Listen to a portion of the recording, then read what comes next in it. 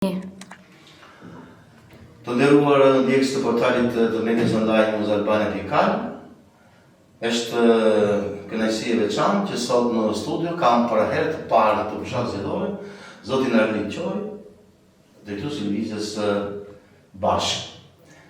Këtë prezantim po e bëj meqenëse u kam për herë të parë në studio. Portali Muzalbania.al është një media online në treg prej 5 vitesh, me një staf modest brenda Shqipërisë, por ashtu dhe jashtë. Kemi një audiencë dhe shkushmëri dhe ndjekshmëri, sidomos në Greqi, Itali, Gjermani, Suedi, edhe për këtë shkak kemi ngritur dhe një rreth bashkëpunëtorësh dhe korrespondentësh tanë, të cilët na furnizojnë me aktualitetet, sidomos për pjesën shqiptare. Unë e kam kënaqësi si sa pak më larg, që u kam lutur për herë të parë dhe si një përfaqësues i lëvizjes politike, lëvizjes Bashk. Do të dëshiroja të bëj disa pyetje të shkurtra, të aktualitetit, të fushatës, dhe nga ana juaj të keni përgjigje sa më të shkurtra që të përcjellni mesazhin tek shikuesit, dëgjuesit tanë dhe tuaj, sa më të qartë e sa më të koncentruar të përmbledhur. E nis fushatën në qytetin e Fierit, ndërsa përmbylljen e kësaj fushate zgjedhore kemi planifikouar si partisë pas informacionit që mora nga bashkëpunëtorët tuaj, do ta përmbyllim në Tiranë. Pse zgjot të taktik? Se Fieri është një nga qarqet më të rëndësishme ekonomikisht të Shqipërisë. Është qarku me prodhimin më të lartë bujqësor, është një nga qarqet që ka pas një bazë industriale dhe vazhdon ta ketë pjesërisht nga më të rëndësishme të mëdha. Po ashtu është një qark me potenciale të mëdha politike. Ne në Fier jemi të mirë organizuar, dhe jo vetëm Fier qytet, po kudo nëpër qarkun e Fierit, kemi antarë, grupe antarësh, baza nga do, dhe presim edhe një rezultat shumë të mirë në Fier. Dhe për gjitha ato arsye, ne zgjodhëm që fushatën tonë kombëtare ta nisim nga qarku i Fierit dhe specifikisht nga qyteti i Fierit. Dua të theksoj nga ana tjetër se në historinë e aktivizmit tonë, ne kemi bashkëpunuar shumë, sidomos me punëtorët e sektorit naftës në Fier dhe në Ballsh. Kemi qenë krah tyre sa herë janë organizuar në sindikata, në greva, në protesta, dhe nuk mund të mos e nisim nga Fieri edhe për shkak të historisë dhe jo vetëm për shkak të potencialit politik dhe ekonomik të qarkut. E qartë. Meqense e nisëm bashkëvizitimin tonë me Fieri dhe jemi në Fier, vura re në sallë vajza, djemë të rinj, mosha të përzjera. Ku e keni bazën, më shumë bazën mbështese tek të rinj, tek pjesa gri, ju nga testime nga ato takimet e shumta që keni bërë deri tani? Ne kemi mbështetje shumë të mirë në ato që mund të quhen shtresat e gjera të shoqërisë. Duke nisur sigurisht nga të rinj, nga punëtorë, sepse ne kemi punuar shumë me ta.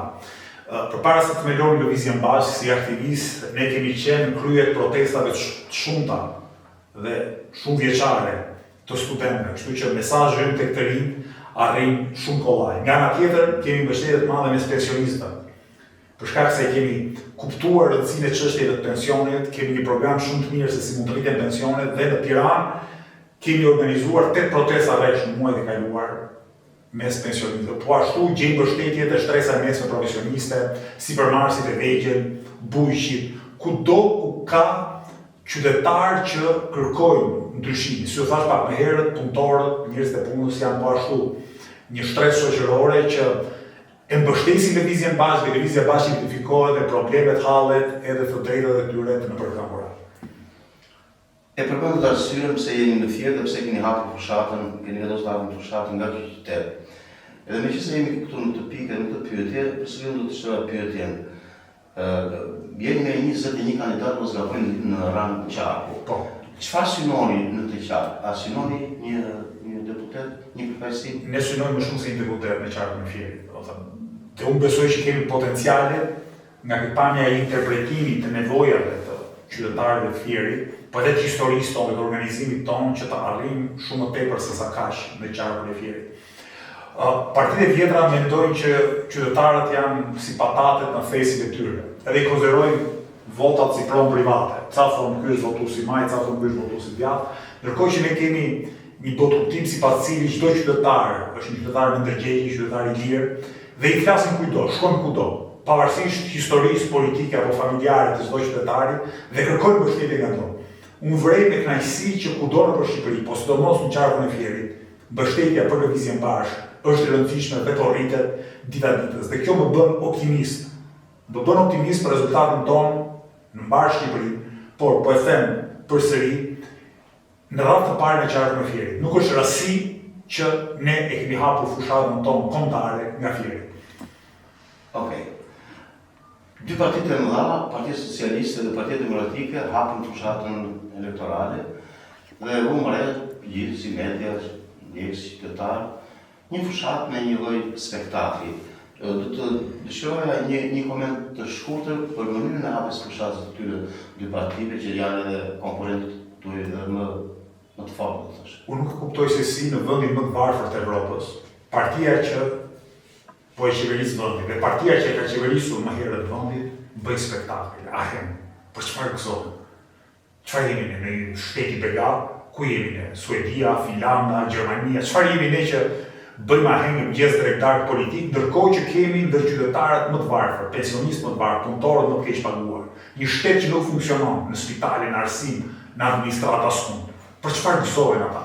Dhe kjo vërtet më bën të mendoj se si politika e vjetër është e degraduar moralisht e ka humbur kontaktin me qytetarët. Nga ana tjetër, lëvizja bashkë fushatën e vet do t'i mshojë argumenteve, programin, mënyrën se si ne duam të transformojmë bujqësinë, industrinë, shërbimet, shteti social, pensionet, shëndetësinë, arsimin e kështu me radhë. Prandaj them që fushata politike do të jetë shumë më tepër serioze nga që bëjnë partitë e tjera, e bazuar në argumente, madje do doja shumë edhe në debate. Fatkeqësisht në Shqipëri ende nuk janë në modë, themi debatet mes figurave kryesore politike, ka 11 parti dhe koalicione zgjedhore që marrin pjesë të zgjedhjeve. Unë do isha i gatshëm të debatoja me të gjithë përfaqësuesit e këtyre partive, e këtyre koalicioneve, siç bëjnë në botën e përparuar. Secili me minutazhin e vet dhe të flasim qytetarëve për zgjidhjen e çdo partie për problemet që ka vënë. Po, është qartë. Unë personalisht dhe stafi im i Medias Online në Albania i kanë ndjekur dhe i kanë mësuar aktivitetet tuaja, takimet e shumta që kemi bërë si në Shqipëri, në shumë qytete të vendit, po ashtu edhe në pjesën e diasporës.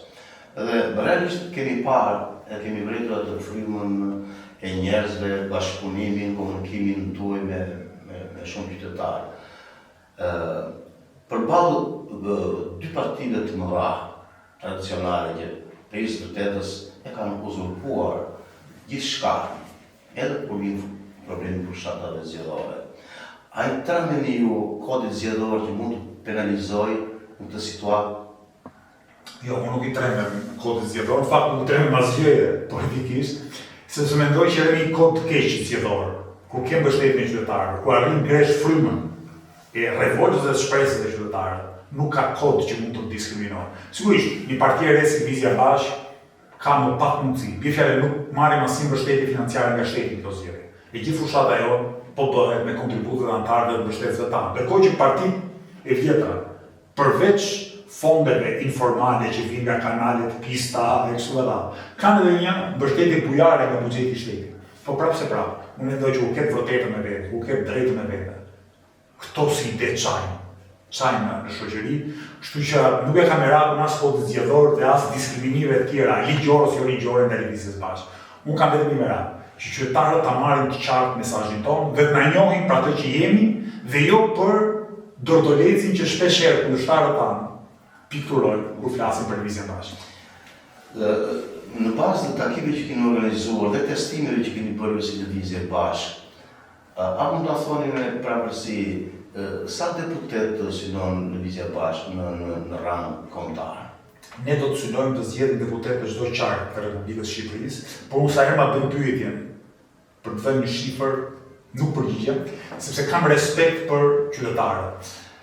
Parashikim politik do të thotë që ti marrësh vota për një gjena. Ndërkohë që unë them që ne deri ditën e fundit do të bindim qytetarë, po edhe me rrezikun që nuk do bindim të gjithë ata që do të bindim. Në këtë kuptim, mendoj se drejtuesi një partie politike duhet të flasë shumë më tepër për idetë, vizionin, mënyrën e organizimit dhe as pak për parashikime. Unë besoj të kjo lloj politike ku realiteti transformohet, jo thjesht konstatohet, po transformohet. Jemi në rrugë të mbarë, ajo që mund t'ju them nga përshtypjet e mia në rrugë, është që sot mbështetja e Lëvizjes Bashkë në popullsi është disa herë më e madhe se në vitin 2023 kur ne kandidonim në Bashkinë e Tiranës dhe ku mora 5%, rreth 5% vota. Kjo të jep një indicje, por nuk mund të them shumë se kaq. E qartë. A mendoni edhe për votë të diasporës, a do t'jetë vendimtare, do jetë ndikuese vota diasporës dhe ku jeni ju në pritshmëritë tuaja në këtë fushat zgjedhore, për sa i përket votës nga diaspora? Askush nuk e di me siguri se si do të votojë diaspora. Dhe nëse vota e diasporës do ndryshojë nga vota e qytetarëve që jetojnë në Republikën e Shqipërisë. Gjithsesi unë kam shpresa të mëdha. Kam shpresa të mëdha te diaspora për faktin se shumë bashkëqytetarë tanë në diasporë kanë ikur nga Shqipëria me shumë probleme dhe kërkojnë të kthehen në një Shqipëri e cila do duhet të kishte institucione të forta, shtetës drejtës dhe mundësi ekonomike për të gjithë. Lëvizja Bashkë ka ide, programi se realizohet kjo gjë, dhe mbi gjitha Lëvizja Bashkë është mirë organizuar në diasporë. Gati gjysma e anëtarëve të Lëvizjes Bashkë vjen nga diaspora. Një pjesë e mirë e kandidatëve për deputet të Lëvizjes Bashkë, në 12 qarqet e vendit, vjen nga diaspora. Sot në takim e fjerit kemi pas disa prej përfaqësuesve tanë nga diaspora që kanë mbajtur fjalën dhe kanë ardhur enkas për fushatën zgjedhore. Pra kanë marrë leje nga punët e tyre me minimimi e sakrifica për të qenë këtu bashkë me ne, kudo në Shqipëri, dhe për të dhënë të lajm të shpresës që gjërat nuk ndryshojnë për një. E qartë. Ditët rrjedhin shumë shpejt, një muaj në fushat, dhe unë do të bëj edhe një pyetje, ju e keni artikuluar, por le ta themi edhe një herë, meqense tani, si thosh ligjërisht, u hapet të fushatë zgjedhore. Ku njerëzit janë, një pjesë janë biler, një pjesë e kanë ndarë mendjen për të votojnë, por le të flasim për pjesën që është e paqartë, thosha. Qoftë edhe ata që admirojnë dhe mbështesin nuancat e partisë. Tuaj po edhe nuk e kanë ndarë, si thosh mendje. Flitet jo vetëm për lëvizjen tuaj, por edhe për partitë e reja të tjera, se nëse Edi Rama pas 11 maj nuk do siguroj 71 mandate për të formuar qeverinë, atëherë mund të themi thjesht politikisht mund të shkojë këto parti që do të përfaqësojnë në parlament. Qëndrimi juaj edhe një herë thashë pak parë ju e keni artikuluar këtë qendrim, por ta themi. Do t'i përgjigjem me seriozitet dhe vërtetësi maksimale. Në të vetmin vend ku nuk do gjeni peshq që në parlament do jenë vendet dhe ulëset e Lëvizjes Bashkë në Kuvendin e Shqipërisë. E vetmja parti që nuk asnjë nga përfaqësuesit e cilës nuk ka përkushitur jo pas 11 maj, po as pas 5, 10, 15, 50 o 500 vjetës, po kemi aq histori si parti, është Lëvizja Bashkë. Ne kemi një histori shumë vjeçare aktivizmi dhe në asnjë moment si kemi tradhtuar idealet tona, si kemi tradhtuar qytetarët, si kemi tradhtuar njerëzit e punës që i kemi mbështetur dhe na kanë mbështetur. Kështu që Lëvizja Bashkë është vetëm garanci që parlamenti i ardhshëm do ketë politikë parimore dhe do të kërkohet ajo që është e drejtë.